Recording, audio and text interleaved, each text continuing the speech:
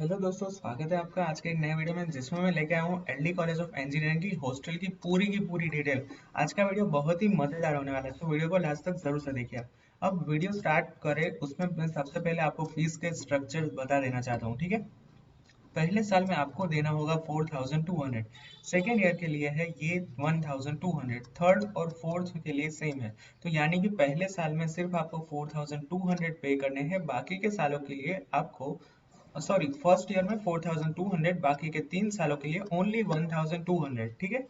और लास्ट में वीडियो के लास्ट में मैं आपको फोटोज भी दिखाने वाला हूँ और एक छोटी सी एडवाइस रहेगी मेरी तरफ से, वो भी मैं आपको लास्ट में दिखाने वाला हूँ। अब सबसे बड़ी बात कि आपको एप्लीकेशन कैसे करना है हॉस्टल के लिए। सो ड्यूरिंग द एडमिशन आपके पास एक ऑप्शन आया था, ये ऑप्शन था कि are you interested for hostel. अगर आपने इसमें यस किया होगा, यहाँ पे दो यहाँ पे चोर चेक बॉक्स होंगे, आपने यस में अगर राइट किया होगा तो फिर एलडी कॉलेज में आपका एडमिशन होने के बाद एक मेरिट लिस्ट हॉस्टल की तरफ से बाहर डिक्लेयर होता है। or after starting the college merit list will come out. If you are in the merit list you will get hostel admission. अब ये मेरिट लिस्ट यहाँ पे जो मैं बात कर रहा हूँ मेरिट डिक्लेयर होगा, ये होगा हॉस्टल का मेरिट, ठीक है। ये इसमें आपका एसीपीसी का कोई भी रोल नहीं होगा। ये completely LD college of engineering की हॉस्टल डिपार्टमेंट है, हॉस्टल ऑफिस है, ये merit rank merit list declare करेगी, ठीक है। सो अगर आपका मेरिट रैंक अच्छा होगा तो फिर आपको डेफिनेटली हॉस्टल में एडमिशन मिल जाएगा। अब बात करते हैं कि हॉस्टल ब्लॉक्स की। अब एलडी इतनी बड़ी कैंपस है, आप वहां पे जाओगे आपको पहले तो आप खो ही जाओगे, आपको पता ही नहीं चलेगा कि कहाँ से जाना है, कौन सा डिपार्टमेंट कहाँ है, ठीक है। सो हॉस्टल में भी 5 से ज्यादा ब्लॉक है। एक ब्लॉक है ओनली फॉर मैकेनिक मास्टर है, मास्टर कर रहे हैं उन स्टूडेंट्स के लिए। और गर्ल्स के लिए एक पूरा का पूरा अलग से हॉस्टल है। और गर्ल्स में ऐसा है कि सिक्योरिटी का खास ध्यान है। गर्ल्स का क्या है कि एक रोड के बाद इस साइड पे गर्ल्स की ब्लॉक है, तो इस ये वाले पॉइंट से बॉयज की एंट्री अलाउड नहीं है। सो गर्ल्स के लिए सिक्योरिटी काफी अच्छी है, वहाँ पे कोई भी बॉयज कोई भी जेंट्स आ ही नहीं सकता है गर्ल्स हॉस्टल के पास, ठीक है। बॉयज के लिए 5 से ज्यादा ब्लॉक है, एक केवल मास्टर स्टूडेंट्स के लिए है और गर्ल्स के लिए एक सेपरेट हॉस्टल है। और उसमें सिक्योरिटी का काफी अच्छा ध्यान रखते हैं, ठीक है। अब बात आती है चांसेस फॉर एडमिशन। अब यहाँ पे मैं एक छोटी सी आपको बता दूं कि गर्ल्स का सबसे ज्यादा चांस है। मान लीजिए कि 100 गर्ल्स है, 100 ने अप्लाई किया है, सो 100 आउट ऑफ 100 उसको चांसेस मिलता है, क्योंकि गर्ल्स में इतना ज्यादा नहीं होता है हॉस्टल के लिए।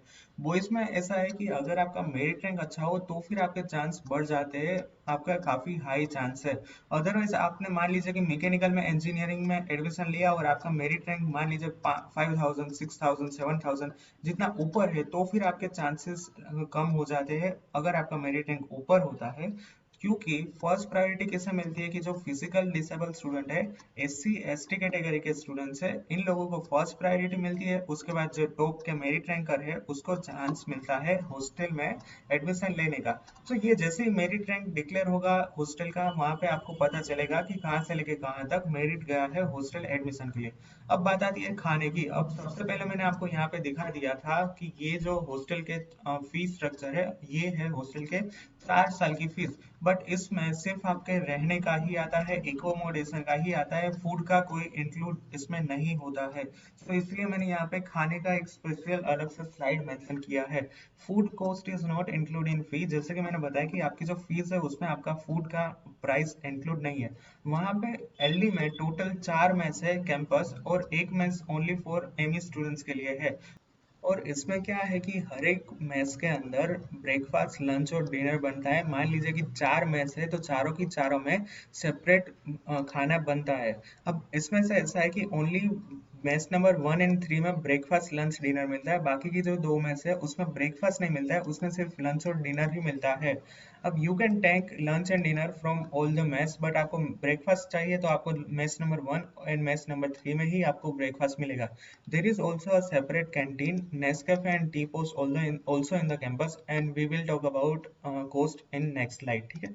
अब आपको यहाँ पे मैं यहाँ पे बैठा हूँ फिर भी आपके मैं एक्साइटमेंट समझ सकता हूँ कि कितना आप अच्छे से अभी फील कर रहे होंगे ये सारी की सारी बात सुन के। अब मैथ्स में ऐसा है कि 4 मैथ्स है, उसमें क्या रहता है कि उसके अलावा भी एलडी में काफी बड़ा रोड है और उसके सामने कैंटीन है। इस साइड पे सारे के सारे हॉस्टल के ब्लॉक आने वाले हैं और यहाँ पे सेपरेट कैंटीन है।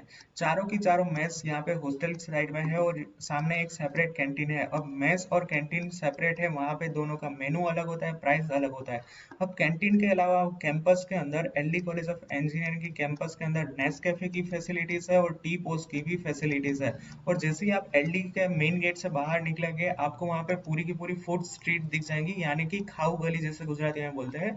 काफी सारे वड़ा पाव, बर्गर, फिर छोले कुलचा, काफी सारी इतनी अच्छी अच्छी आइटम्स मिलती है कि आप वहां पे जाके ही खाना पसंद करोगे। ठीक है, अब बात करते हैं कि कोस्टिंग के बारे में, खाने का कोस्ट। ठीक है, अब मैं आपको सिंपली सारा का सारा फूड का इंक्लूड करने देने वाला हूँ। अब ब्रेकफास्ट की बात कीजिए कि आपको यहाँ पे 20 से लेके 25 रुपए लेके चलना है, सिर्फ 20 से लेके 25। अब इसमें ऐसा रहता है कि हर एक के लिए आपको कूपन लेना पड़ता है। अब लॉकडाउन से पहले ये सिनारियो था कि आपको चाय चाय के लिए टी मेस के अंदर ओनली 7 रुपीज पे करने थी। फिर आप भाखरी लेते हो तो भाखरी का कॉस्ट हो जाता है 12 रुपीज। तो यहाँ पे मैंने एक एवरेज कॉस्ट ले लिया है कि आप 20 से लेके 25 रुपए मान के चल सकते हो। ठीक है, ये होता है ब्रेकफास्ट का।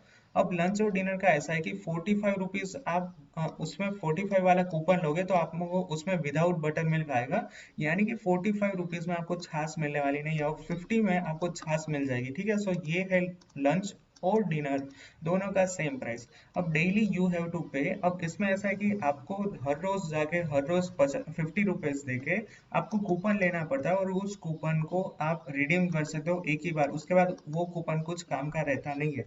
सो हर एक दिन में आपको 50 रुपीज पे करने रहते हैं लंच, डिनर और ब्रेकफास्ट के लिए।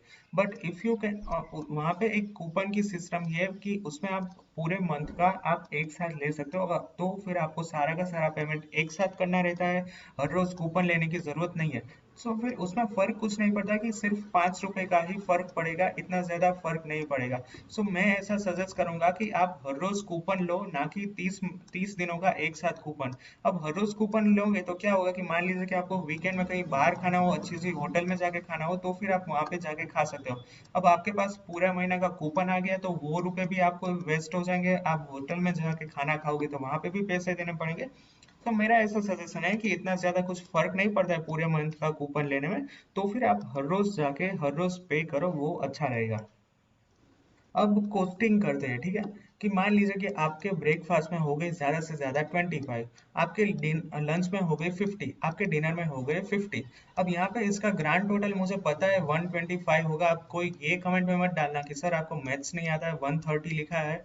बट यहाँ पे मैंने जस्ट राउंड फिगर करके दिया है, सो आपको अच्छे से समझ में आ जाए। अब बात करते हैं कोस्टिंग के बारे में। सो dinner is not available on Sunday. अब संडे नाइट होती है, उसमें डिनर में मेस में छुट्टी रहती है, तो आपको संडे को अपने जेब से पैसा खर्च करना होगा क्योंकि संडे को डिनर अवेलेबल नहीं रहता है। अब मान लीजिए कि कोई स्टूडेंट्स ऐसा है मेरे जैसा कि मैं काफी बाहर का खाना खाता हूँ, तो वीकेंड में वो लोग जाते हैं बाहर खाने के लिए। सो यहाँ पे मैं कोस्ट इंक्लूड करता हूँ 350 अराउंड इंडियन रुपीज। ये सारा का सारा एवरेज कोस्ट है, आपको अच्छे से कोस्टिंग समझ में आया इसलिए मैं यहाँ पे मैं एक करता हूँ।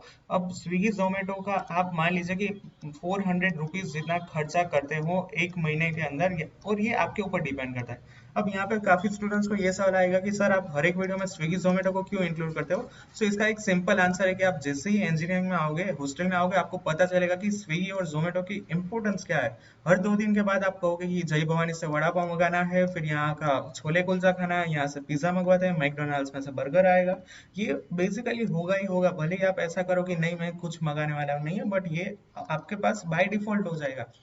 तो चलिए अब बात करते हैं टोटल की। अब मान लीजिए कि ये 130 है और आप 30 दिनों के लिए मेस में से ही खाना खाते हो, आप दूसरा कोई कोस्ट नहीं करते हो। सो यहाँ पे आपको 3900 यानी कि 4000 रुपीज खर्च करना पड़ेगा। ये कब, जब आप बिल्कुल भी बाहर का नहीं खाते हो, हर रोज मेस में से ही खाते हो। सो इसमें क्या होगा कि आपको कॉम्प्रोमाइज करना पड़ेगा।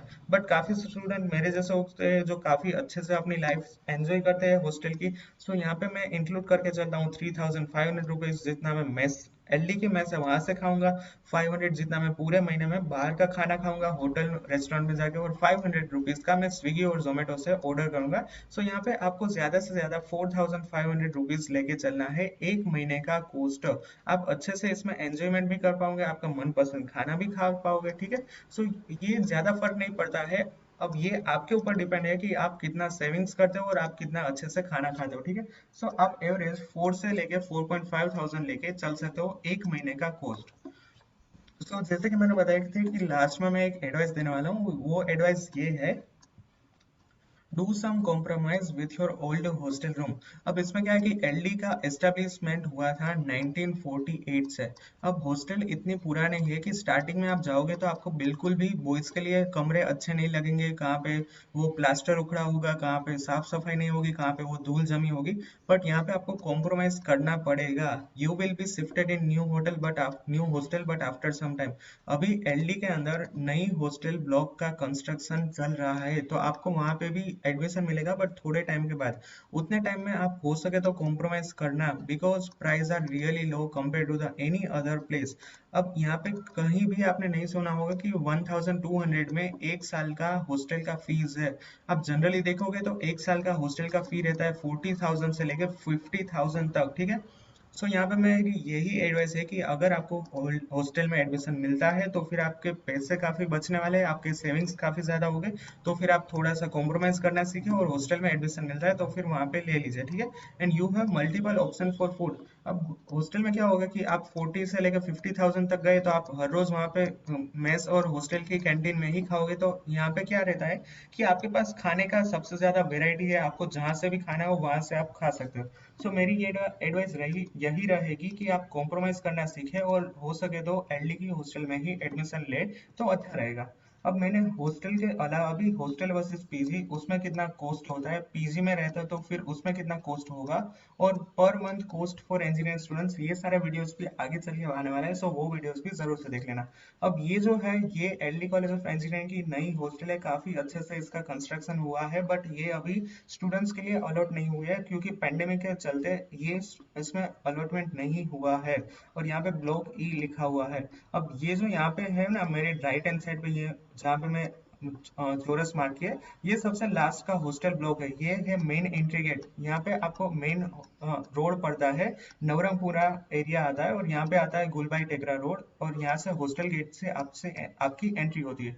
अब ये जो सामने रोड दिख रहा है डामर का, ये है main entry road hostel gate से, और यहाँ पे लेफ्ट हैंड साइड में कैंटीन आएगी, और इसके सामने 5 ब्लॉक है, ए बी सी डी, और एक ब्लॉक तो आपके सामने दिख ही रहा है। अब यहाँ पे जो रोड जाता है वो जाता है गर्ल्स हॉस्टल के लिए, वहां पे यहाँ से किसी का आगे जाने के लिए मनाही है क्योंकि गर्ल्स हॉस्टल में कोई जा नहीं सकता है सिवाय गर्ल्स के, बॉयज को वहाँ पे एंट्री नहीं है, ठीक है। और यहाँ पे नीचे जाओगे तो इसी डिपार्टमेंट आता है, फिर एनेक्स बिल्डिंग आता है। सो ये ये मैं यही बताना चाहता हूँ कि ये हॉस्टल का मेरे पास एक ही फोटो था, तो ये हॉस्टल ब्लॉक है। आप देख सकते हो कि कंस्ट्रक्शन काफी पुराना है, बट जैसे कि मैंने बताया कि आपको कॉम्प्रोमाइज करना सीखना होगा तो फिर आपके काफी सारे पैसे बचने वाले हैं। अगर आपको मेरे लायक कुछ भी क्वेरी हो तो मैंने मेरे सारे सोशल मीडिया प्लगइन नीचे डिस्क्रिप्शन में दे दिए हैं। आप मुझे इंस्टाग्राम में भी अपने सवाल पूछ सकते हो, इंस्टाग्राम में भी डीएम कर सकते हो। And as always, like my video, if you have any doubt then ask me in the comment section or personally ask me. Do share this video with your friend, and if you're new to my channel then subscribe my channel and press the bell icon for the latest notification. Thank you very much.